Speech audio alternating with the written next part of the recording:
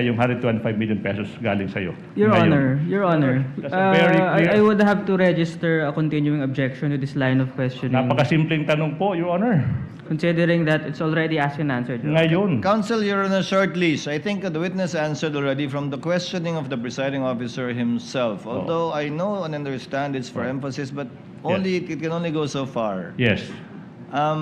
The witness has already answered. So, ma'am, wala po kayong dokumentong hawak dahil nga binawi ni Colonel Achica. Tama po? Binawi po niya, Your Honor, pero nakagawa na po ako ng liquidation, Your Honor. Nakasubmit na po kami sa COA, Your Honor. Every time po, meron kaming confidential, Your Honor. Apo, ma'am. Nakaliquidate po kami, Your Honor. Apo, naunawaan ko po Alright. yan. Pero klaro lang po na binawi nga po niya kaya wala po kayong kopya. Yes, Your Honor. At yan po yung Pagkatapos. kinagawian na nyo noong 2022 last quarter, first, second, at third quarter ng 2023.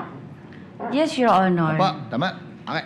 Kaya wala po kayong hawak na kahit anong dokumento ngayon dahil na kay Colonel Achica na at binawi po niya. Ma'am. Yes, Your Honor. Okay.